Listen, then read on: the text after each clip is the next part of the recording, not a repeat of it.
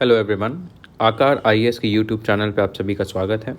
तो इस लेक्चर में हम लोग द हिंदू का एडिटोरियल एनालिसिस करेंगे और हम देखेंगे कि जो एग्ज़ाम्स होते हैं जैसे यूपीएससी एंड आपका जो स्टेट पब्लिक सर्विस कमीशन के एग्ज़ाम्स होते हैं तो उनके प्री एंड उनके मेंस के पॉइंट ऑफ व्यू से हम एडिटोरियल्स या न्यूज़पेपर को कैसे पढ़ सकते हैं और क्या इंपॉर्टेंट एडिटोरियल्स होते हैं पढ़ने वाले। तो मेरा नाम है मृणाल कुमार। आज है 8 फरवरी और डे है थर्सडे। तो चलिए देखते हैं क्या इंपॉर्टेंट टॉपिक्स हैं। सबसे पहला आपका इन्वायरमेंट और फॉसिल फ्यूल पे एक आपका एडिटोरियल एनालिसिस है। उसके बाद हम जानते हैं अभी रिसेंटली बजट आया है तो बजट के फिस्कल कंसोलिडेशन के ऊपर दूसरा आर्टिकल है। तीसरा है strike a fine balance and have a just civil code. ये है आपका तीसरा। अभी जो यूनिफॉर्म सिविल कोड उत्तराखंड में लागू होने का प्रपोजल है ये उसके ऊपर है। तो चलिए हम लोग स्टार्ट करते हैं अपना एडिटोरियल एनालिसिस। सबसे पहला है equity concerns in banning of fossil fuel extraction. तो इसका अगर रेलेवेंस देखें तो इस तरीके के टॉपिक्स हम लोग काफ़ी बार डिस्कस कर चुके हैं अपने एडिटोरियल्स में एंड इनका रेलेवेंस काफ़ी सिमिलर है। देखिए अगर प्री की बात करें तो सबसे पहले तो आपको अलग अलग टर्म्स आने चाहिए, जैसे आपका फॉसिल फ्यूल्स क्या हैं, ग्रीन हाउस गैसेस क्या हैं, पल्यूटिंग गैसेस क्या हैं, इनमें डिफरेंसेस क्या हैं। उसके बाद जैसे अलग अलग क्योटो प्रोटोकॉल क्या है, पेरिस एग्रीमेंट क्या है, आपका पंचामृत क्या है, INDC, CBA, common but differentiated responsibility, ये सब चीज़ें क्या हैं। उसके बाद जो आपके मैकेनिज़म्स होते हैं, आपके कार्बन ट्रेडिंग मैकेनिज़म्स होते हैं, कार्बन एमिशन यूनिट्स वाले जो मैकेनिज़्म होते हैं, ये सारी चीज़ें आनी चाहिए। एंड लास्टली क्या क्या ट्रेंड्स चल रहे हैं हमारे कंट्री में एंड अलग अलग कौन सी मीटिंग्स हुई हैं, सीओपीज़ कौन कौन से हुए हैं एंड उनके क्या क्या अलग अलग पॉइंट्स हैं। ये सारी चीज़ें आपको प्रीलिम्स के लिए आनी चाहिए। एंड अगर मेंस की बात करें तो मेंस में ये आपका मोस्टली GS3 के पॉइंट ऑफ व्यू से इम्पॉर्टेंट है। इसमें दो एस्पेक्ट है, एक तो इन्वायरमेंटल एस्पेक्ट है कि फॉसिल फ्यूल्स का हमारे कंट्री में हमारे अलग अलग एस्पेक्ट्स में क्या इंपॉर्टेंट हैं, क्या इश्यूज़ हैं, उनके क्या सल्यूशन हो सकते हैं। और दूसरा आपका इकोनॉमिक ग्रोथ के ऊपर क्वेश्चन बनता है, क्योंकि यहाँ पे फॉसिल फ्यूल्स जो है आपका एनर्जी सिक्योरिटी के पॉइंट ऑफ व्यू से इम्पॉर्टेंट हैं और हम लोग जो अब शिफ्ट करना चाह रहे हैं रेन्यूएबल एनर्जी की तरफ, उनमें क्या क्या इश्यूज़, चैलेंजेस, सल्यूशंस और वे फॉरवर्ड्स हो सकते हैं। तो इस पॉइंट ऑफ व्यू से आपको इस पूरे आर्टिकल को इंटरप्रेट करना है। तो चलिए देखते हैं यहाँ पे बताया क्या है। तो क्लाइमेट चेंज का जो इशू चल रहा है उसमें गवर्नमेंट्स और कॉरपोरेशंस जो हैं उनका काफ़ी इनएडिक्वेट रिस्पांस रहा है। बहुत अच्छा रिस्पांस नहीं रहा है। उनको फॉसिल फ्यूल्स कम करने के लिए एफर्ट्स लेने चाहिए थे लेकिन उन्होंने नहीं किया है। अब इसकी वजह से क्या हुआ है, काफ़ी ज़्यादा क्लाइमेट चेंज में इंक्रीज़ हो रहा है। स्पेशली जो क्लाइमेट चेंज के वाले लिटिगेशंस होते हैं, climate change related court cases जो होते हैं, लॉ सूट्स होते हैं, वो बहुत ज़्यादा बढ़ रहे हैं। एंड इसकी एंड कई जगहों पे but is also resulting in growing momentum that is in favour of phasing out of fossil fuel. तो क्लाइमेट चेंज के प्रति एफर्ट जो है नहीं लिए जा रहे हैं। इसकी वजह से जहाँ एक तरफ इससे रिलेटेड लिटिगेशंस और केसेस बढ़ रहे हैं, वहाँ दूसरी तरफ इसके ऊपर और भी ज़्यादा जोर लगाया जा रहा है कि कंप्लीट बैन होना चाहिए on extraction and use of fossil fuel. Momentum is also growing in favour of fossil fuel non proliferation treaty. तो एक ये नया आइडिया अब चालू हो गया है, इसके ऊपर अब बात होने लगी है। जैसे कि हमें पता है हमारी एक न्यूक्लियर नॉन प्रोलिफरेशन ट्रीटी होती है, उसी की लाइन में आपका fossil fuel non proliferation treaty है, जिससे कि और फॉसिल फ्यूल्स ना बढ़ें। एंड काफ़ी कुछ एकेडमिक लिटरेचर हैं और ये आपका एक एकेडमिक पेपर में एक प्रपोजल है कि कोल एलिमिनेशन ट्रीटी होनी चाहिए एक 2030 के, ताकि हम लोग 2030 तक माइनिंग और बर्निंग ऑफ कोल को कम्प्लीटली बैन कर सकें। एंड अभी रिसेंटली देखिए एक रिपोर्ट आई थी, प्रोडक्शन गैप रिपोर्ट, ठीक है, जो कि बताती है कि अलग अलग कंट्रीज़ में जो फॉसिल फ्यूल्स प्रोड्यूस करने के जो प्लान्स होते हैं, उनके प्लान्स ये हैं कि अलग अलग खासकर डेवलपिंग कंट्रीज़ में कि उनके प्लान्स ये है कि 2030 तक 110% तक और फॉसिल फ्यूल्स बनाएंगे। लेकिन उसके बीच में जो गैप है in compatibility with goal of Paris agreement to keep warming below 1.5 degree Celsius की प्रोडक्शन गैप रिपोर्ट देखिए ये बताता है कंट्रीज़ जो हैं ये तो प्लान कर रहे हैं कि फॉसिल फ्यूल एक्सट्रैक्शन डेवलपमेंट के लिए 110% और बढ़ेगा आपका 2030 तक, लेकिन वहीं गैप किस चीज़ का है, उनका इनकम्पैटिबिलिटी का, ठीक है, वो उनकी कैपेसिटी का गैप है कि उनके कैपेसिटी में नहीं है, उनके पावर में नहीं है पेरिस एग्रीमेंट के गोल्स को फुलफ़िल करना, लेकिन वो कंट्रीज़ फिर भी अपना प्रोडक्शन एक्सपैंड कर रहे हैं। इसकी वजह से क्या होगा, टेम्परेचर 1.5 डिग्री के ऊपर चला जाएगा। जो एस्पेक्ट है आपका फॉसिल फ्यूल्स को कम्प्लीटली एलिमिनेट करने का, ये सबसे पहले UNFCCC COP26 ग्लासगो में आया था। Reference to phasing down of unabated coal power and phasing out of inefficient fossil fuel subsidies. तो COP26 में दो चीज़ें बात करी थी, जो कोल है, कोल को कम किया जाए, और ओवरऑल फॉसिल फ्यूल की जो सब्सिडीज़ हैं उनको प्रमोट करने के लिए जो पैसा देती है सरकार, जो सपोर्ट देती है फाइनेंशियल टर्म्स में, उसे और ज़्यादा कम करना चाहिए। एंड उसके बाद अभी COP28 जो आपका दुबई में हुआ था, यहाँ पे decision relating to transitioning away from fossil fuel in energy system and achieving a net zero emission by 2050। अब यहाँ पे ये वाला गोल जो है और आगे ले जाया गया कि ओवरऑल सिर्फ फॉसिल फ्यूल सब्सिडीज़ ही नहीं, पूरा का पूरा फॉसिल फ्यूल अब यहाँ पे कम करना चाहिए, स्पेशली इन एनर्जी सेक्टर, और 2050 तक हमें एनर्जी नेट ज़ीरो करना चाहिए। It appears logical to achieve the long-term temperature goal set at Paris and avoid cannot continue unabated। तो ये जो पूरा सिनारियो चल रहा है, प्रोपेगेंडा चल रहा है, ये काफ़ी लॉजिकल साउंड करता है। हाँ, हमें कार्बन एमिशंस कम करने चाहिए और हाँ, हमें फॉसिल फ्यूल्स को एलिमिनेट करना चाहिए, ताकि जो हमारा लॉन्ग टर्म एजेंडा है पेरिस एग्रीमेंट का, टेम्परेचर को 1.5 डिग्री सेल्सियस 2050 तक ना लाने का, उसको फुलफ़िल करा जा सके। लेकिन एक सवाल यहाँ पे अभी भी अनआंसर्ड है कि अलग ये जो जितने भी प्रपोजल्स हैं, यहाँ पे common but differentiated responsibility respective capabilities का जो कॉन्सेप्ट है, इसके साथ कैसे मिलाया जाए। बेसिकली देखिए, ये अगर आपको ब्रीफ में समझाऊँ तो ये वाला कॉन्सेप्ट ये कहता है कि हाँ, सारी कंट्रीज़ मानती हैं कि फॉसिल फ्यूल्स और क्लाइमेट चेंज को कम करना चाहिए, ग्लोबल वार्मिंग को कम करना चाहिए, ठीक है। लेकिन यहाँ पे एक चीज़ एक्सेप्ट करनी होगी कि जहाँ पे सारी कंट्रीज़ इस मामले में तो एक्सेप्ट करती हैं कि करना चाहिए, लेकिन हर कंट्री जो है अलग अलग होती है, ठीक है। एक बहुत ज़्यादा डेवलप्ड कंट्री हो गई, थोड़ा मीडियम कंट्री हो गई, एक डेवलपिंग कंट्री हो गई और एक लीस्ट डेवलप कंट्री हो गई। सबका मानना है कम करना चाहिए और सबका मानना है कि हाँ, हमें एफ़र्ट्स लेने चाहिए कम करने के। लेकिन जिस देश के पास ज़्यादा साधन है, वो ज़्यादा बड़े तरीके से वो एफ़र्ट ले पाएगा, और जिस देश के पास ज़्यादा साधन नहीं है, वो बहुत ज़्यादा एफ़र्ट नहीं डाल पाएगा। लेकिन ध्यान में यहाँ पे रखने वाली बात है कि हर कोई यहाँ पे एफ़र्ट डालना चाहता है, तो यहाँ पे हर देश अपने कैपेबिलिटी के हिसाब से एफ़र्ट डालेगा, ठीक है। तो यहाँ पे बोला है कॉमन बट डिफरेंशिएटेड रिस्पॉन्सिबिलिटी। देखिए, सबकी रिस्पॉन्सिबिलिटी है कि फॉसिल फ्यूल को कम करें, लेकिन किस स्तर तक कम करें वो अपनी कैपेसिटी पे डिपेंड करता है, एंड रिस्पेक्टिव कैपेबिलिटीज़ की। खुद कोई कंट्री हो सकता है कोई बहुत ज़्यादा फॉसिल फ्यूल कम कर दे, कोई थोड़ा सा कम कर पाए, लेकिन दोनों ही एफ़र्ट्स ले तो रहे हैं, ये ज़्यादा इम्पॉर्टेंट है। और नेशनली डिटरमिन्ड कंट्रीब्यूशन, और हर कंट्री कितना कम करेगी ये कंट्री खुद डिक्लेयर करे अपनी तरफ से, एक नेशनली डिटरमिन्ड कंट्रीब्यूशन वाला एक नंबर दे कि हाँ, मेरी कैपेबिलिटी के हिसाब से मैं सारी दुनिया में इतना कार्बन डाइऑक्साइड कम करने की कोशिश करूँगा, इतना % रिन्यूएबल एनर्जी बढ़ाने की कोशिश करूँगा। ये हर कंट्री कहती है, इसको कहते हैं नेशनल डिटरमिन्ड कंट्रीब्यूशन। तो ये जो फॉसिल फ्यूल वाला पूरा क्वेश्चन है, ख़त्म होना चाहिए फॉसिल फ्यूल, वो यहाँ पे इस वाले फ्रेमवर्क में कैसे एडजस्ट होता है, ये एक बहुत बड़ा सवाल है। यहाँ पे अब बात करिए equitable phasing out of fossil fuels. तो देखिए, यहाँ पे जो आइडिया है CBRD, common but differentiated responsibility respective capabilities, ये आपका UNFCCC के अलग अलग जो क्योटो प्रोटोकॉल्स, पेरिस एग्रीमेंट में के अंडर में फॉर्मुलेट हुए हैं, ठीक है।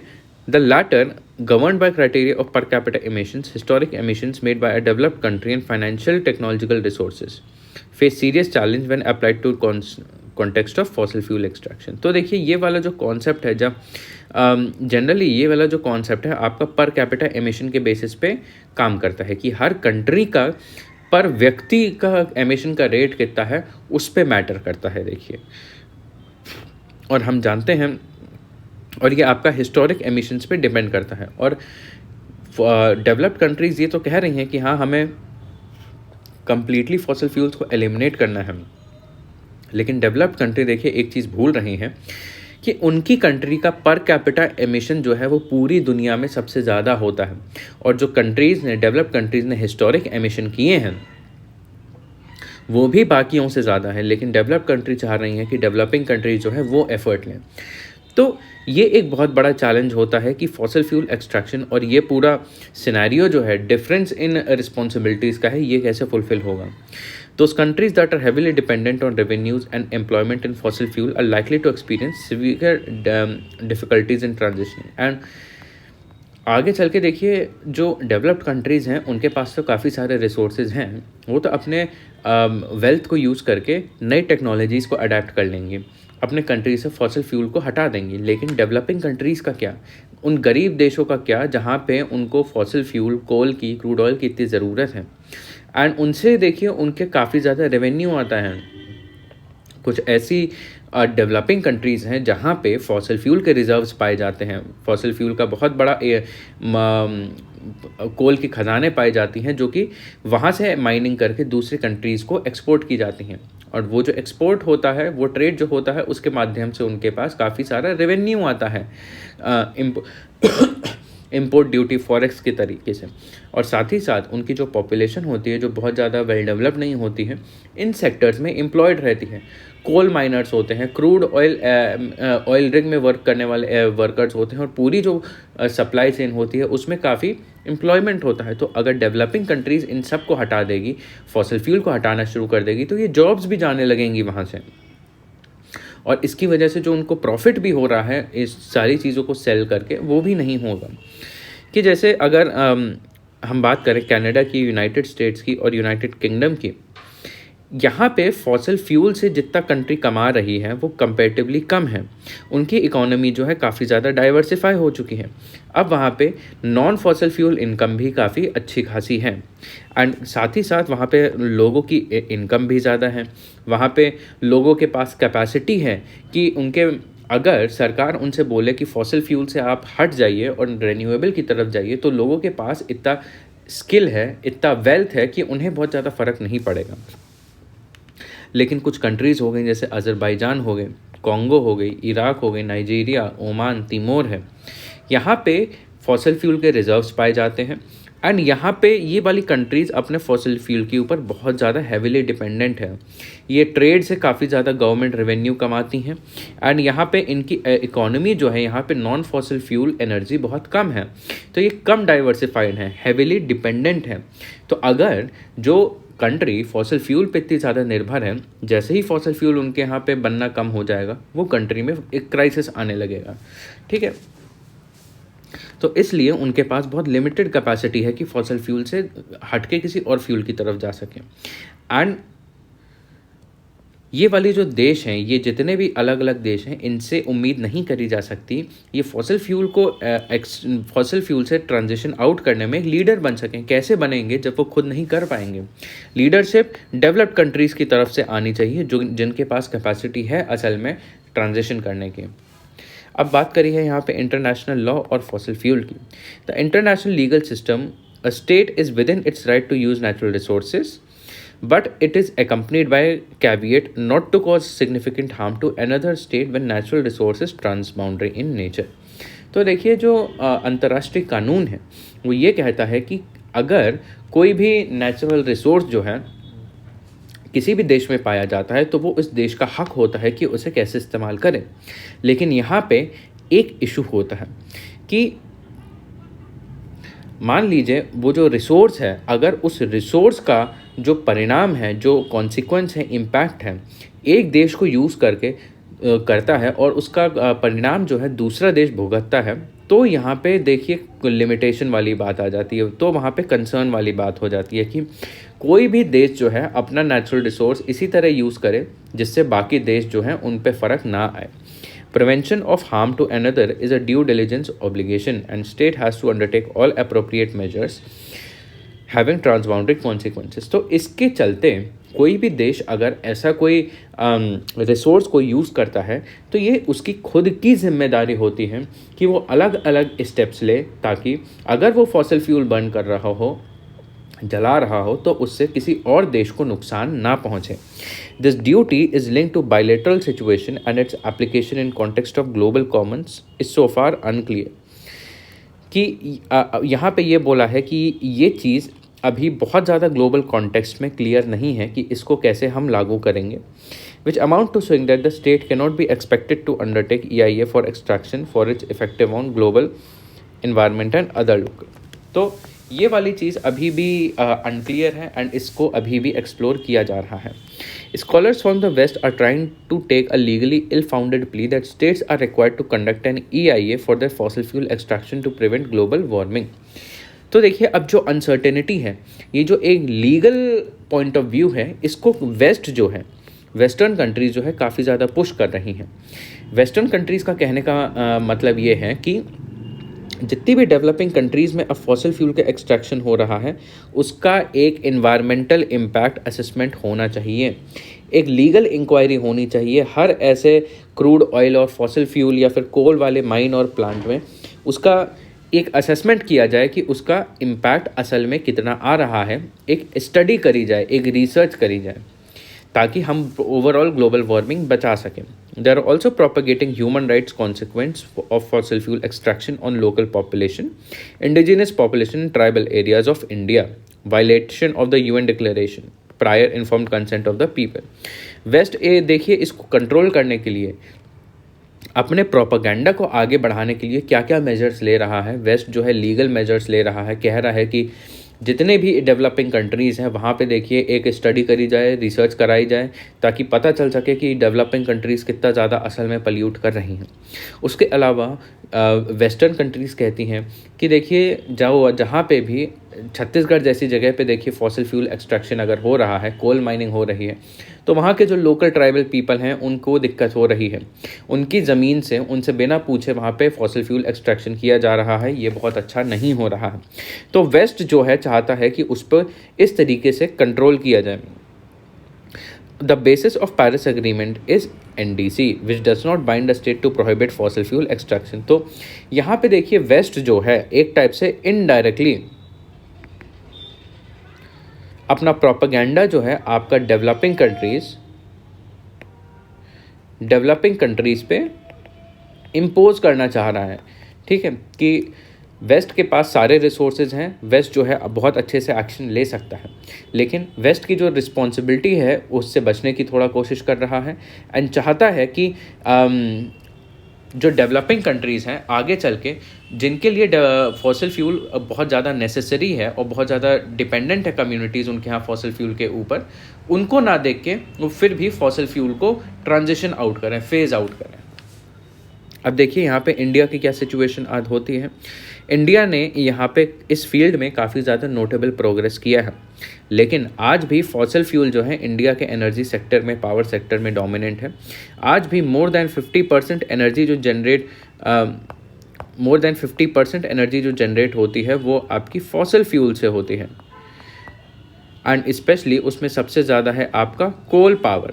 कोल के बाद जैसे क्रूड ऑयल हो गया, ठीक है, उसके बाद जैसे डीजल हो गया, तो इस तरीके से Nearly 3.6 million people in 159 districts are rooted in fossil fuel economy through direct and indirect job। India में लगभग 3.6 मिलियन लोग जो हैं, लगभग आपके 160 डिस्ट्रिक्ट में आपके fossil fuel economy, fossil fuel industry में जॉब करते हैं।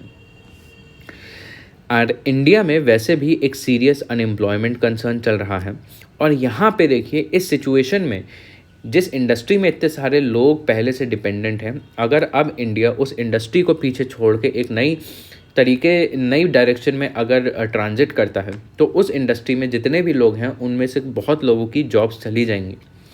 ठीक है, एंड उन लोगों को बहुत ज़्यादा सपोर्ट भी नहीं मिलेगा उस तरफ जिस तरफ हम लोग ट्रांजिशन कर रहे हैं। तो इसलिए यहाँ पे एक बहुत बड़ा इशू आ सकता है। ठीक है, बिना उन्हें अगर इकोनॉमिक अपॉर्चुनिटीज़ और लाइवलीहुड दिए अगर हम लोग फॉसिल फ्यूल्स से ट्रांजिशन करेंगे रिन्यूएबल एनर्जी की तरफ, तो एक बहुत बड़ा इशू क्रिएट हो सकता है। In line with the CBDRRC, India has given a clear hint of a different time frame at COP26 when it intervened and succeeding in toning down from phasing out to phasing down unabated coal। तो देखिए India समझता है कि ये challenge exist करता है और waste जो है क्या करने की कोशिश कर रहा है। तो इंडिया ने अभी जो COP26 हुआ था, जहाँ पे फेजिंग कम्प्लीटली फॉसिल फ्यूल को हटाने की बात हो रही थी, वहाँ पे फिर इंडिया ने बोला कि नहीं, हम कम्प्लीटली हटाएंगे नहीं, हम लोग उसे धीरे धीरे कम करेंगे। और इंडिया को ये कम करने के लिए कुछ समय की ज़रूरत पड़ेगी। एकदम से इंडिया नहीं करेगा, आगे आने वाले समय में ये इंडिया करेगा। अब यहाँ पे बोला है India must lean on its coalition building strategy with like-minded developing countries in opposing hypocrisy of developed parties, since most of the major fossil fuel producers plan to increase production while expecting developing countries to radically shift to their economies with limited support। तो देखिए यहाँ पे देखिए India समझ रहा है क्या हो रहा है, और इसको टैकल करने के लिए अब इंडिया को ऐसी कंट्रीज़ जो इंडिया के साथ कंसर्न शेयर करते हैं, उनके साथ सहमति बना के इंडिया को चलना होगा। एंड जो वेस्ट की जो हिपोक्रेसी है, ठीक है, जो वेस्ट कह रहा है कि नहीं पूरी दुनिया में फॉसिल फ्यूल्स कम्प्लीटली हटा दो, डेवलपिंग कंट्रीज़ को अपने फॉसिल फ्यूल्स को हटा के रिन्यूएबल एनर्जी की तरफ आना चाहिए, जबकि खुद डेवलप्ड कंट्रीज जो हैं आगे चल के फॉसिल फ्यूल्स का प्रोडक्शन जो है बढ़ाएंगी, ठीक है, और एक्सपेक्ट करेंगे कि डेवलपिंग कंट्रीज़ फॉसिल फ्यूल का प्रोडक्शन ना बढ़ाए। तो बेसिकली यहाँ पे एक अच्छा एजेंडा नहीं दिख रहा है, इंडिया को उसको काउंटर करने की ज़रूरत है।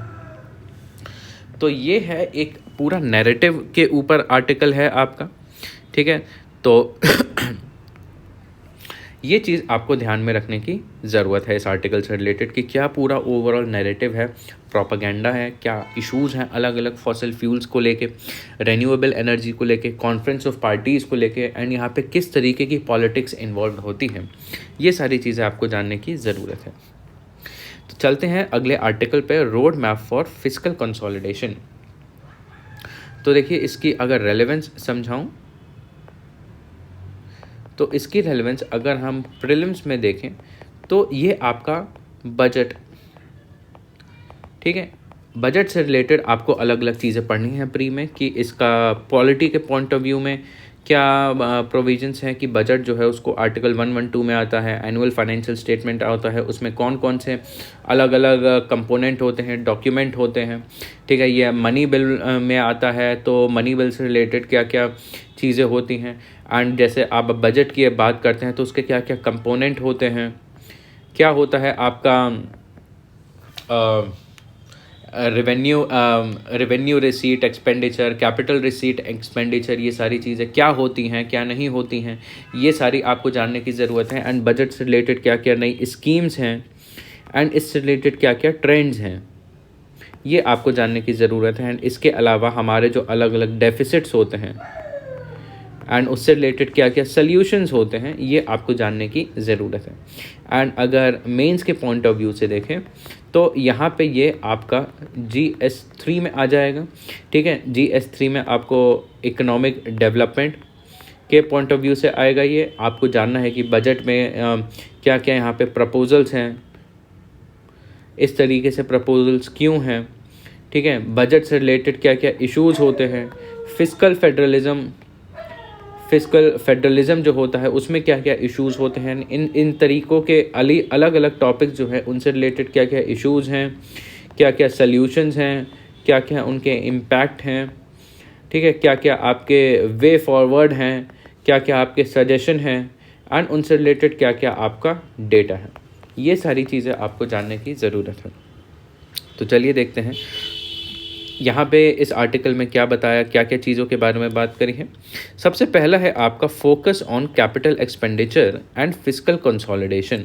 तो हम जानते हैं कि जब हमने लास्ट टाइम बात करी थी बजट के बारे में, जब बजट आया था तब हमने एक इम्पॉर्टेंट एस्पेक्ट देखा था बजट का कि यहाँ पे कैपिटल एक्सपेंडिचर को काफ़ी ज़्यादा पुश मिला है और फिस्कल कंसोलिडेशन को इस बार काफ़ी पुश मिल रहा है। देखिए फिस्कल कंसोलिडेशन मतलब सरकार के पास जितना फिस्कल डेफिसिट है, अलग अलग टाइप का रेवेन्यू डेफिसिट है, इफेक्टिव रेवेन्यू डेफिसिट है, आपका प्राइमरी डेफिसिट है, अलग अलग टाइप के जो डेट हैं, कर्जे हैं और डेफिसिट हैं, इम्बैलेंस हैं, उसको सही करने की स्ट्रैटेजी होती है फिस्कल कंसोलिडेशन कि हम अपने बजट में इम्बैलेंस को कम कैसे कर सकते हैं, दैट इज़ फिस्कल कंसोलिडेशन। तो यहाँ पे बात करी है the 2024-25 interim budget maintains trend of increasing capital expenditure by central government 11.1 rise compare to the 2023-24। तो इस बार हमारा कैपिटल एक्सपेंडिचर जो है वो हमारा 11.1% बढ़ा है। इसका एम क्या है कि हम क्लाइमेट में हम इन्वेस्टमेंट और ज़्यादा बढ़ा सकें और हमारा प्राइवेट सेक्टर इन्वेस्टमेंट बढ़ सके। और हम टारगेट कर रहे हैं क्या कि हमारा फिस्कल डेफिसिट जो है हमारा 5.1% नीचे आ सके। और ये दिखा रहा है कि यहाँ पे हर साल सरकार जो है कोविड के बाद जो डेफिसिट हो गया था एंड उससे पहले भी जो डेफिसिट हो रहा था उसको अब धीरे धीरे हर साल कम करने की कोशिश की जा रही है। अब यहाँ पे रेवेन्यू प्रोजेक्शन और ग्रोथ के बारे में क्या बताया है कि आगे चल के क्या उम्मीदें हैं, कैसे हमारा रेवेन्यू आ सकता है। तो यहाँ पे देखिए क्या चीज़ है कि टैक्स रेट्स जो हैं इनमें कोई बदलाव नहीं किए गए हैं, but buoyancy in tax revenue provides buffer for potential future adjustment. तो यहाँ पे बताया गया है कि हमारा टैक्स रेवेन्यू में बॉयंसी अच्छी है, टैक्स कलेक्शन हमारा अच्छा हो रहा है। और अगर आगे चेंज हमें अगर करना हो टैक्स से रिलेटेड पॉलिसीज तो टैक्स बॉयंसी बताती है कि हमारा टैक्स से रिलेटेड जो रिस्पॉन्स होता है गवर्नमेंट पॉलिसी का और पब्लिक के बीच में क्या रिस्पॉन्स होता है वो काफ़ी अच्छा है। तो आगे चल के अगर हमें एडजस्टमेंट करना पड़े तो वो अच्छे से हो सकता है। Nominal GDP growth is conservatively estimated at 10.5%। तो नॉमिनल जीडीपी ग्रोथ क्या होता है, जो हम इन्फ्लेशन से एडजस्ट करके जीडीपी ग्रोथ को देखते हैं, ये हमारा 10.5% बताया जा रहा है with inflationary pressure of 3.3% with real growth reaches 7%। तो इन्फ्लेशन जहाँ पे 3% है, रियल जीडीपी 7% बताया जा रहा है। रियल जीडीपी क्या होता है, जब जीडीपी के नंबर्स में हम लोग इन्फ्लेशन को हटा देते हैं या इन्फ्लेशन का इम्पैक्ट हम लोग नहीं काउंट करते हैं, वो बताता है कि एक्चुअल में फिर इकोनॉमी हर साल कितनी ज़्यादा बढ़ रही है। While the revenue projections offer flexibility, it is crucial for private sector investment to pick for achieving 7% real GDP growth। तो यहाँ पे देखिए इतना जीडीपी ग्रोथ बताया जा रहा है, यहाँ पे रेवेन्यू वाला साइड तो अच्छा है, रेवेन्यू साइड से तो रेवेन्यू आ ही रहा है पब्लिक साइड से। लेकिन यहाँ पे इम्पॉर्टेंट है कि अगर हमें ये वाला स्टेटस मेंटेन करना है, नंबर मेंटेन करना है 7% का, तो हमारे कंट्री में प्राइवेट सेक्टर इन्वेस्टमेंट भी और ज़्यादा बढ़े। अब बात करी है उसके बाद इन्वेस्टमेंट एंड ग्रोथ की।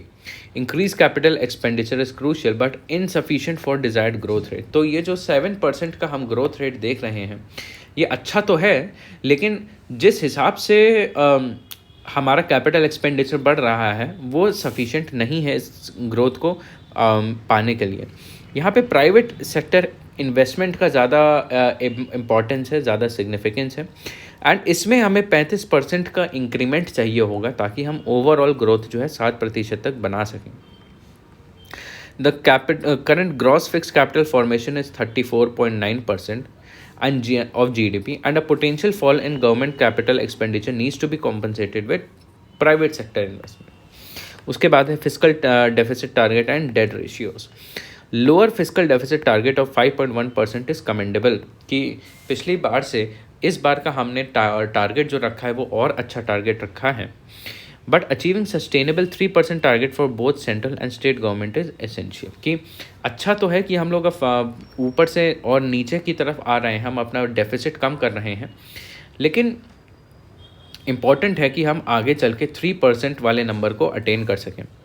The rational behind the current 4.5% target for central government and combined 6% for centre and state needs a clearer explanation. कि बजट में जो टारगेट सेट कर रखे हैं हमने अपने डेफिसिट को लेके, उससे रिलेटेड हमें और बेटर एक्सप्लेनेशन चाहिए कि ऐसा क्यों कर रखा है। Long term physical sustainability requires clear road map and adherence to defined target deficit with specified time frame. तो हमने बेसिकली जो टारगेट्स बनाए हैं आगे चल के उनको अगर हम लॉन्ग टर्म चाहते हैं कि लॉन्ग टर्म चलते रहें, तो उसके लिए हमें और स्ट्रिक्ट तरीके से, डिसिप्लिन तरीके से हमें अपने फाइनेंशियल मैकेनिज्म्स को, फाइनेंशियल स्ट्रैटेजीज़ को फॉलो करना पड़ेगा। अब इसके बाद एडिशनल कंसिडरेशंस देखिए क्या है। The impact of government interventions like interest free loans for states on private sector investment needs evaluation. कि हम जो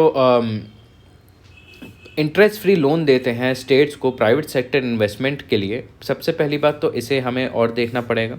उसके बाद आता है debt to GDP ratio target for centre 40% seems inconsistent with a 3% physical deficit and requires further analysis. तो हमने जो अपने लिए अलग अलग टारगेट सेट कर रखे हैं उन पे हमें एक बार फिर से नज़र डालनी होगी, क्योंकि उनमें कुछ दिक्कतें ऐसी नज़र आ रही हैं।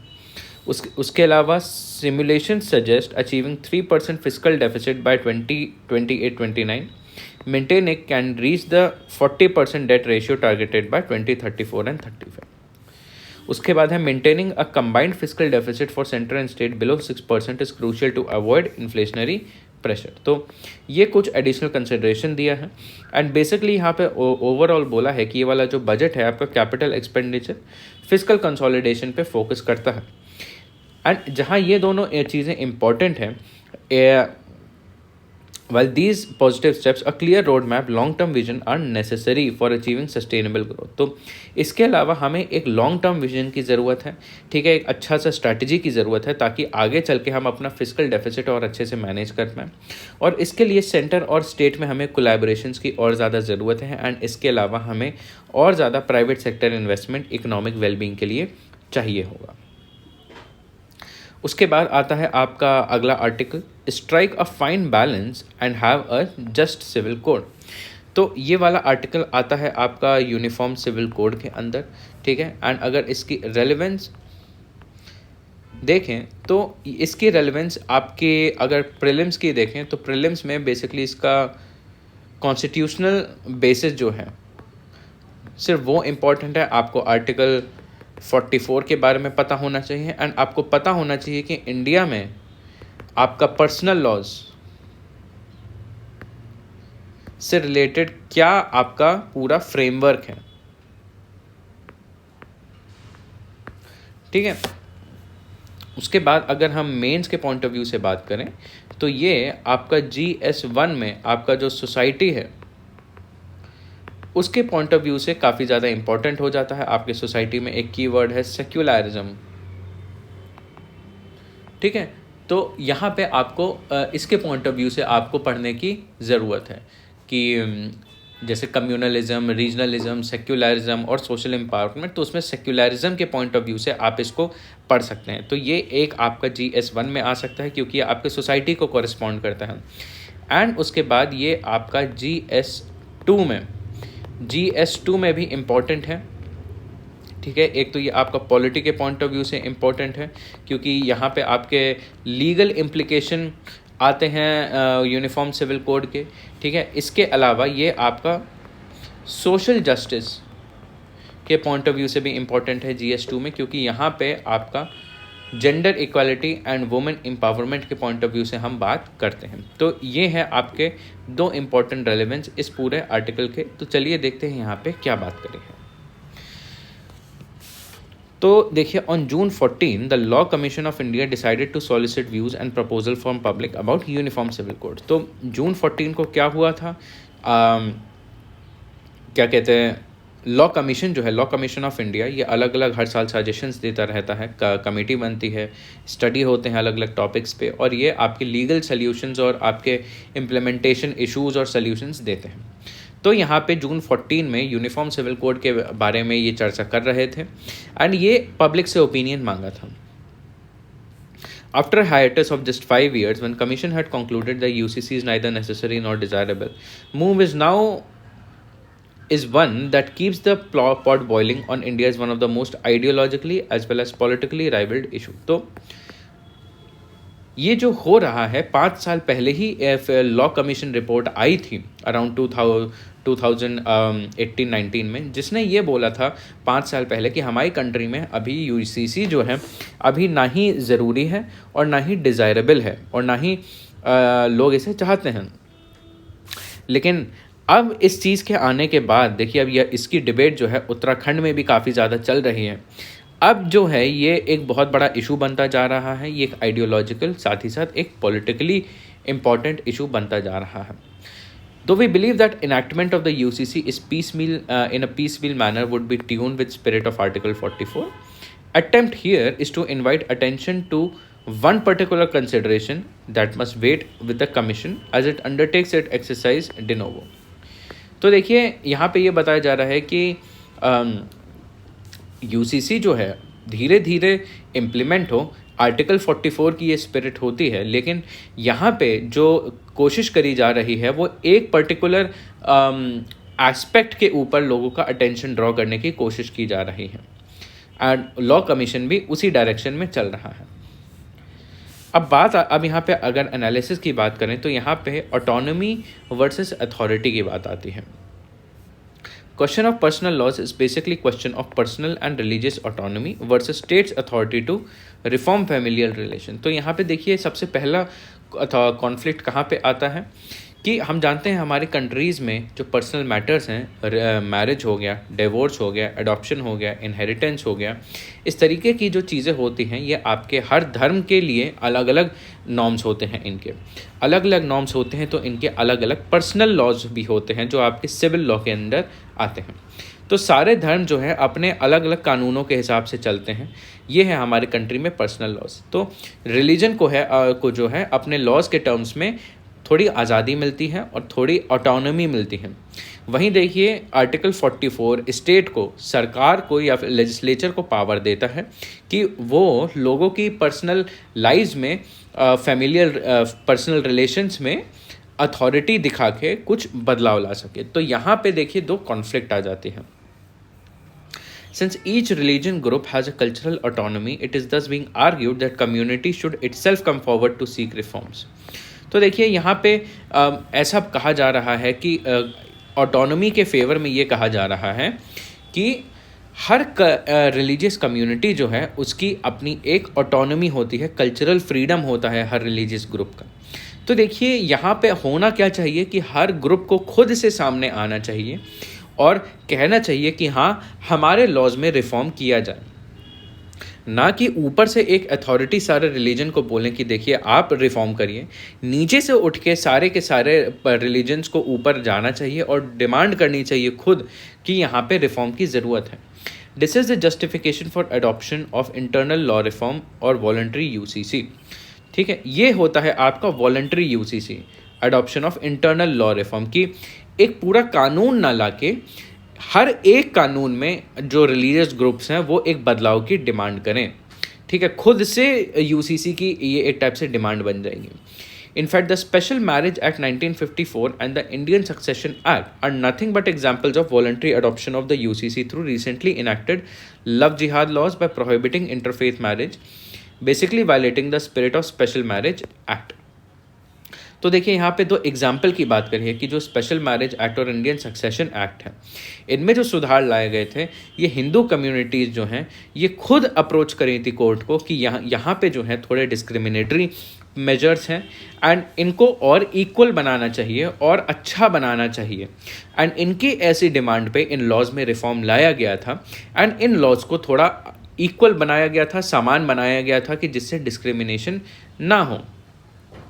ये एक एग्जाम्पल बताया गया है कि कैसे असल में चीज़ें होनी चाहिए। वैसे ही जैसे और पर्सनल लॉज हैं उनमें भी इसी तरीके से कम्युनिटी लेड रिफॉर्म होना चाहिए। There are also regional differences, that is Kerala had abolished the Hindu joint family in 1975. Muslim marriages and divorces are to be registered in Bengal, Bihar, Odisha, Jharkhand under the 1876 law. And in Assam, under 1935 law, adoption was permissible to Kashmiri Muslims. तो देखिए यहाँ पे बात क्या हो रही है कि जो ऑटोनॉमी की बात कर रहे हैं यहाँ पे पर्सनल लॉज हैं। पर्सनल लॉज हम जानते हैं हर धर्म के लिए अलग होते हैं, ठीक है। लेकिन अब इंडिया में क्या है, अगर हम एक पर्सनल लॉ की बात करें तो इसमें भी डिफरेंसेस एग्जिस्ट करते हैं कि देखिए यहाँ पे एक रीजन है केरला, यहाँ पे पर्सनल लॉ हिंदुओं का अलग होगा। ये रीजन है तमिलनाडु, यहाँ पे अलग होगा। ये रीजन है उत्तर प्रदेश, यहाँ पे अलग होगा। ये रीजन है जम्मू कश्मीर, यहाँ अलग होगा। वैसे ही अगर मुस्लिम पर्सनल लॉ लें तो यहाँ पे भी काफ़ी सारे डिफरेंसेस आते हैं। इसी तरह हर पर्सनल लॉ में रीजनल डिफरेंसेस भी आते हैं। तो कानून तो देखिए एक नहीं है और एक कानून में भी इतने सारे डिफरेंसेस हैं। तो ये एक और इम्पॉर्टेंट एस्पेक्ट आता है। At present not just Muslims but even Hindus, Jains, Buddhist, Sikhs, Parsis, Jews are governed by their own personal laws. तो accordingly, believe it or not, it is the religious identity that determines which personal law would apply to group of individuals. तो यहाँ पे देखिए बताया जा रहा है कि इस पूरे नैरेटिव में जो इंडिविजुअल रिलीजियस आइडेंटिटी है वो डिटरमाइन करती है कि क्या होना चाहिए क्या नहीं। इस मैटर में काफ़ी ज़्यादा हमारे कंट्री में डाइवर्सिटी एग्जिस्ट करती है एंड उसको अगर यूनिफॉर्म बनाना है तो हर एक रिलीजियस कम्युनिटी अलग अलग रीजन की है, उसे सामने आके ये इनिशिएटिव लीड करना चाहिए। Even the reformed Hindu personal law under the Hindu Marriage Act does insist on solemnization of marriage through Saptapadi and Datta. Section 7, Clause 2 of the Act, just like Manusmriti, provides that marriage is completed on 7th step. Sapinda relationship, adoption of Hindu and Hindu joint family rules too are based on the Hindu personal laws.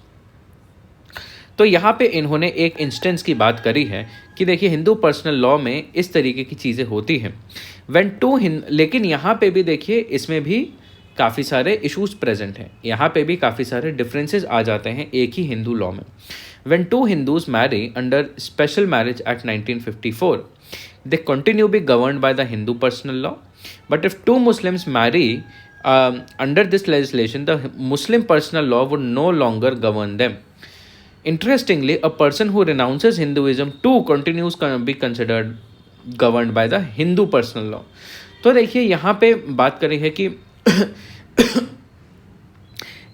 Hindu personal law काफ़ी सारी चीज़ों के बारे में govern करता है, लेकिन बाकी लॉज भी हैं वो भी इन्हीं को फॉलो करते हैं। कि स्पेशल मैरिज एक्ट है, देखिए इसके तहत अगर दो हिंदूज मैरी करते हैं इस एक्ट के तहत, तो वो भी इसी हिंदू पर्सनल लॉ के अंडर में गवर्न होता है। अगर दो मुस्लिम कपल जो हैं वो would marry under the legislation, ठीक है, तो जो दो मुस्लिम कपल हैं अगर वो इस लेजिस्लेशन के माध्यम से मैरी करेंगे तो वो जो उनकी सेरेमनीज जो होंगी मुस्लिम पर्सनल लॉ के हिसाब से ना हो के हिंदू पर्सनल लॉ के हिसाब से होंगी। और अगर ऐसा व्यक्ति जिसने धर्म कन्वर्ट कर लिया है हिंदू से दूसरे धर्म में वो भी इस एक्ट के अंडर में मैरी करेगा तो वो भी इसी हिंदू पर्सनल लॉ के तहत ही मैरी करेगा। तो यह यहाँ पे कुछ कॉम्प्लेक्सिटीज़ एग्जिस्ट करती हैं एंड कहीं ना कहीं ये दिखाता है कि एक टाइप से यूनिफॉर्मिटी भी एग्जिस्ट करती है अलग अलग मल्टीपल सिनेरियोज में। Constitution was not the starting point but a mere culmination of India's long-standing integrative tradition. In addition to the provision of outlaw discrimination in all its forms, the Indian Constitution commitment to cultural accommodation is visible through near absolute fundamental right in 29(1), exclusively to consider conserving the distinctive culture of all citizens. तो यहाँ पे देखिए बात कर रहा है कि constitution जो है ये पूरी डिबेट जो है ये पहले भी चलती रही है, लेकिन कॉन्स्टिट्यूशन जो है हमारा जो इंटीग्रेटिव ट्रेडिशन है उसे ज़्यादा महत्वता देता है। एंड यहाँ पे भले ही कॉन्स्टिट्यूशन काफ़ी सारे डिस्क्रिमिनेशन को बैन करता है, लेकिन फिर भी कल्चरल एस्पेक्ट जो है कॉन्स्टिट्यूशन उन्हें ज़्यादा महत्व देता है आपके आर्टिकल 29(1) से। However, do Muslims of India have the courage to argue the polygamy or arbitrary unilateral divorce, even in anger or in an intoxicated state, could be considered part of their culture? तो बस यहाँ पे बात ये हो रही है कि देखिए कल्चरल वैल्यूज़ को ज़्यादा इम्पोर्टेंस दी जाती है, लेकिन कुछ कल्चरल वैल्यूज़ अच्छी नहीं होती हैं एंड उन कल्चरल वैल्यूज़ को भी एक टाइप से प्रोटेक्शन मिलता है। तो यहाँ पे जहाँ पे हिंदू कम्युनिटी ने आगे आके अपने लॉज में रिफॉर्म चाहा है, तो यहाँ पे अभी तक हमारा मुस्लिम कम्युनिटी है उसमें ऐसे रिफॉर्म्स नहीं आए हैं। तो यहाँ पे एक सवाल उठाया है क्या मुस्लिम कम्युनिटी भी जो उनके काफ़ी सारे कल्चरल प्रैक्टिसेस हैं जो आज के हिसाब से अच्छे नहीं हैं, क्या ये कम्युनिटी भी सामने आके उनको रिफॉर्म करना चाहेगी? फिर यहाँ पे बोला है unity more than uniformity. That said, Commission must bear in its recommendation that for a diverse and multicultural polity, proposed UCC must be emblematic of India's mosaic model of multiculturalism. तो यहाँ पे जो कमेटी बैठी है law commission की UCC को study करने के लिए, इनको ये ध्यान में रखना चाहिए कि जो यूसीसी आए भी हमारे कंट्री में, हमारे कंट्री का जो मोज़ाइक मॉडल है मल्टीकल्चरलिज्म का, कि हर एक मल्टीकल्चरल आइडेंटिटी जो है अपनी एक यूनिक आइडेंटिटी को कंजर्व करके रखती है, प्रिजर्व करके रखती है, उसे ध्यान में रखना चाहिए कि यूसीसी आने के बाद भी ऐसा ही बना रहे। The logic is invariably obvious. Homogenization, lithification of identities must not become a mirage for flourishing diversity. कि अगर ऐसा नहीं होता है तो हमारी कंट्री में जो इतनी अच्छी डाइवर्सिटी एग्जिस्ट करती है वो एग्जिस्ट नहीं कर पाएगी। After all unity is far more important then uniformity. कि हाँ, यूनिफॉर्म सिविल कोड चाहता है कि हमारी कंट्री में यूनिफॉर्मिटी हो, लेकिन उससे ज़्यादा एक इम्पॉर्टेंट चीज़ होती है कि हमारी कंट्री में एकता बनी रहे। और एकता तभी बनी रहेगी कि जब अलग अलग लोग अपने अलग अलग कल्चरल वैल्यूज़, रिलीजियस वैल्यूज़ को एक्सप्रेस कर सकें और उनके प्रति और यूनिफॉर्मिटी को भी बैलेंस कर सके। यहाँ पे देखिए, ब्रिटिश की अगर बात करते हैं तो हमारी कंट्री में एक होमोजेनिटी और यूनिफॉर्मिटी, एब्सोल्यूट यूनिफॉर्मिटी एग्जिस्ट करती थी ब्रिटिश के टाइम पे। You homogeneity among Hindus and Muslims by grossly undermining heterogeneity within the two communities. जो ब्रिटिश का जो मॉडल है होमोजेनाइजेशन का, यूनिफॉर्मिटी का, वो एक टाइप से फोर्सफुल मॉडल है। जो ब्रिटिश का मॉडल है वो हमारे जो इंडिविजुअल कम्युनिटीज़ के जो अलग अलग वैल्यूज़ होते हैं, कल्चर होते हैं, उनको कम्प्लीटली निगलेक्ट करता है। एंड अभी तक वैसा ही ब्रिटिशर्स ने करते आ रहे थे इंडिपेंडेंस से पहले तक। लेकिन इंडियन कॉन्स्टिट्यूशन के आने के बाद इंडिया ने राइट टू कल्चरल ऑटोनॉमी को काफ़ी ज़्यादा डिफेंड करा है और Indian model of multiculturalism adopt किया है। यहाँ पे देखिए, अलग अलग स्कॉलर्स ने सजेशंस दी है that constitution offers two major approaches with respect to accommodation of differences, integrationist and restricted multiculturalism.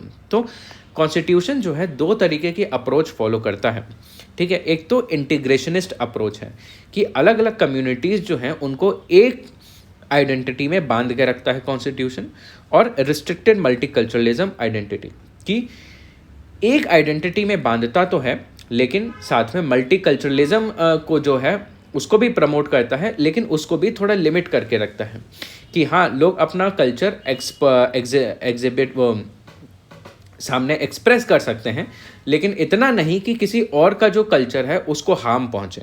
तो ये है पूरा इंडियन कॉन्स्टिट्यूशन की approach. Well the affirmative action policies largely land in the first approach camp. For Ms. Bajpai, the state assistance to minority culture has been seen as an illegitimate concession and is often termed as appeasement of minority. तो अक्सर इस model के criticisms होते हैं, leaves cultural differences without any robust constitutional robust normative underpinning. In short, it is through these two approaches that constitutional makes way for cultural accommodation and celebration of group differences. तो यहाँ पे देखिए, अक्सर constitution की इस approach को criticise किया जाता है कि यहाँ पे माइनॉरिटीज़ का अपीजमेंट हो रहा है, लेकिन इसी अप्रोच की वजह से हमारे कंट्री में कल्चरल एकोमोडेशन है। एक कल्चर दूसरे कल्चर को अपने साथ एडजस्ट करके रखता है एंड दोनों ही साथ में मिल के रहते हैं, एक यूनिटी के साथ रहते हैं। एंड यहाँ पे डिफरेंसेस के ऊपर भेदभाव नहीं होता है, लेकिन डिफरेंसेस को सेलिब्रेट किया जाता है यहाँ पे, और ये सारी चीज़ें होती हैं हमारे कॉन्स्टिट्यूशन की वजह से। According to the 21st law commission in 2015 to 18 boldly favored equality among men and women in communities rather than aiming for equality between communities. तो यहाँ पे जो पहले का लॉ कमीशन आया था, 21st लॉ कमीशन, इसने फेवर किया था कि समानता होनी चाहिए पुरुष और महिलाओं में, ना कि अलग अलग कम्युनिटीज़ में इक्वालिटी होनी चाहिए। कम्युनिटी जो है अपनी डिफरेंसेस मेंटेन कर सकते हैं, लेकिन उन कम्युनिटीज़ में जो पुरुष और महिलाएं हैं उनके बीच में समानता होनी चाहिए। A just code should be primary goal as just laws are more important than mere one uniform law. तो यहाँ पे देखिए, एक जस्टिस अप्रोच को फॉलो करना चाहिए कि ऐसा नहीं होना चाहिए, सिर्फ यूनिफॉर्मिटी को फोकस नहीं करना चाहिए, उसके अलावा भी इतने सारे एस्पेक्ट्स जो हैं आपके इक्वालिटी के, आपके यूनिटी के, उनको और ज़्यादा महत्वता देनी चाहिए। Having this discussion as the backdrop, India's tryst with preserving its multicultural diversity is often found at crossroads with values such as secularism. फिर देखिए यहाँ पे ये बोला है कि इंडिया जो है मल्टी कल्चरल डाइवर्सिटी को प्रिजर्व तो करता है, लेकिन ये अक्सर इस वाले सेक्युलरिज्म के कॉन्सेप्ट से कॉन्फ्लिक्ट में आता है। तो देखिए, जब इंडिया ने सेक्युलरिज्म का कॉन्सेप्ट फ्रांस से बोरो किया था, फ्रांस का जो मॉडल है वो बहुत स्ट्रिक्टली सेक्युलर मॉडल है, वेस्टर्न मॉडल ऑफ सेक्युलरिज्म है, जो कि रिलीजन को कम्प्लीटली पब्लिक स्फीयर से सेपरेट करके रखता है। और फ्रांस जो है रिलीजन को पब्लिक में एज थ्रेट की तरह देखता है, एंड सेक्युलर फैब्रिक दस pushing it with in only the four walls of domestic house hold. लेकिन इंडियन सोसाइटी जो है सेक्युलरिज्म का मॉडल और ब्रॉड मॉडल फॉलो करता है, एकोमोडेटिव स्टैंड फॉलो करता है, एक more open minded approach of secularism India follow करता है। जहाँ पे फ्रांस मात्र टॉलरेट करता है, इंडिया सबको साथ में एकोमोडेट करता है। When groups claim and effectuate their multi-ethnic tradition without impinging on the right or liberties of the fellow citizen, their tradition and values acquire state of social modes for their fulfill broader purpose। तो India के term में अगर बात करें, जब अलग अलग समुदाय होते हैं, अलग अलग ग्रुप्स होते हैं, अपने राइट्स, अपने रिलीजियस और कल्चरल राइट्स को असर्ट करते हैं बिना किसी दूसरे व्यक्ति के राइट्स को हार्म किए हुए या फिर उसको लिमिट या रिस्ट्रिक्ट करते हुए या किसी और के राइट को वायलेट करते हुए, तब एक टाइप से हमारे कंट्री में एक social harmony, social integration develop होती है, और ये एक और भी ज़्यादा ब्रॉडर पर्पस नेशनल यूनिटी का सर्व करती है। However, claims of such broad nature invites limitations inherent in the name of personal laws। तो यहाँ पे देखिए, अब ये वाली जो इंडिया अप्रोच फॉलो करता है, यहाँ इसकी बस एक लिमिटेशन है कि हम सारे पर्सनल लॉज को एकोमोडेट तो करते हैं, लेकिन उन पर्सनल लॉज में कुछ खामियां भी होती हैं, कि जैसे डिस्क्रिमिनेशन होते हैं, आउटडेटेड प्रोविजंस होते हैं, जिनको हम आज के समय में जस्टिफाई नहीं कर सकते, ठीक है, उनको भी यहाँ पे इसके अंडर में प्रोटेक्शन मिल जाती है, एंड इसी को हमें हटाने की ज़रूरत है।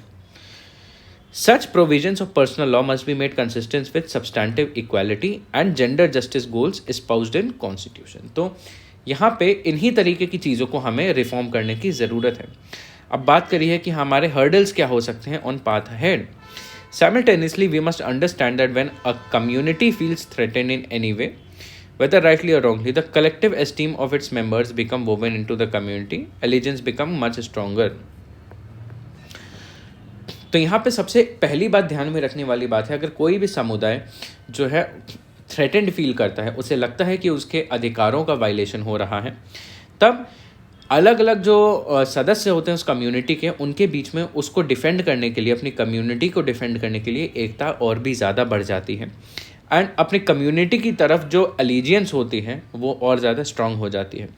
One hopes that the law commission of India would not contribute to the rise of the reactive culturalism. तो उम्मीद की जाती है कि ये जो लॉ कमीशन है, इसकी जो सजेशन होगी इस तरीके से ना हो कि हमारे कंट्री में जो मुस्लिम कम्युनिटी है एंड उसके साथ ऐसा ना हो। The Muslim community too must understand that the Muslim personal law and Islam are not the one and the same.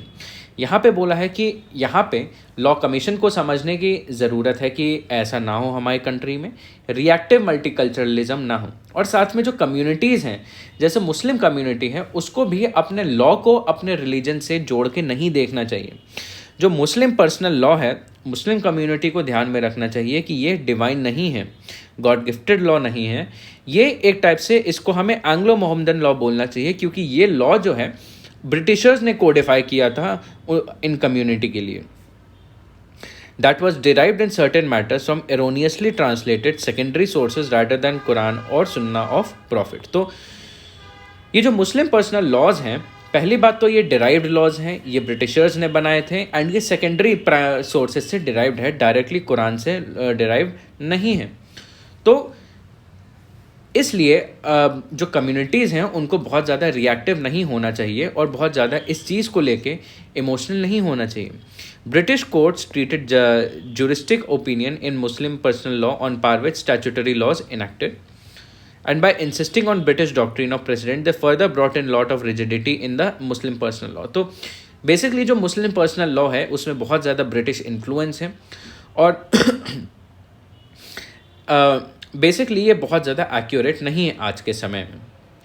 Let the Muslim clergy come forward and lead the MPL reform bye identifying discriminative provisions. तो यहाँ पे बोला है इसके अलावा देखिए और hurdles जो हैं उनको सॉल्व करने के लिए ये किया जा सकता है कि जो मुस्लिम क्लर्जी हैं, जो मुस्लिम प्रीस्ट क्लास हैं, उनको सामने आना चाहिए. ये कहना चाहिए कि हाँ जो मुस्लिम पर्सनल लॉज हैं उनमें काफ़ी ज़्यादा खामियां हैं एंड ये खामियों को अलग अलग भेदभाव को, ऑप्रेसिव इश्यूज़ को, डिस्क्रिमिनेशंस को रिजॉल्व करने के लिए एक रिफॉर्म की ज़रूरत है ताकि मुस्लिम पर्सनल लॉ को भी और प्रोग्रेसिव बना सके. As a commission proposes an overhauling secularisation of various social religious cultural practice of thousands of religious ethnic communities, the path ahead is not going to be free from hurdles. तो यहाँ पे जो मुस्लिम law commission जो है आगे चल के ऐसा सजेशंस जो देना चाह रहा है, जिस तरीके के हो सकता है सजेशंस दें, उन सजेशंस में देखिए काफ़ी सारे हर्डल्स हो सकते हैं क्योंकि वो चाह रहे हैं कि कंप्लीट सेक्युलराइजेशन हो हमारे कंट्री में या फिर ओवरऑल जो हमारे कॉन्सेप्ट है ओरिजिनल सेक्युलराइजेशन का उसका ओवरहॉल हो. In the words of political philosopher Iris Young, as the value of social difference is more relational and is itself a product of social process, we believe that it will be incumbent upon the Commission to strike a fine balance and should aim to elimination only those practices which do not meet the benchmark of the Constitution. तो यहाँ पे ये बताया जा रहा है कि law commission को कुछ ऐसी सजेशन देनी चाहिए जहाँ पे लोगों की एक बैलेंस बना रहा है ऑटोनॉमी अथॉरिटी में और यूनिटी और यूनिफॉर्मिटी में. एक बाइस्ड अप्रोच नहीं देनी चाहिए और साथ ही साथ सिर्फ उन्हीं प्रोविजंस के लिए रिफॉर्म के लिए सजेशन देना चाहिए जो एक्चुअल में सोसाइटी के प्रोग्रेस के लिए और डेवलपमेंट के लिए हिंड्रेंस क्रिएट करें. तो ये है आपका पूरा article of what can be a just civil law. ये है आपका पूरा एनालिसिस. तो आई होप आपको आज का लेक्चर यूज़फुल लगा हो. अगर आपको कोई भी इशू या कोई भी क्वेश्चन हो तो आप कमेंट बॉक्स में पूछ सकते हैं. Till then see you in the next editorial. Thank you.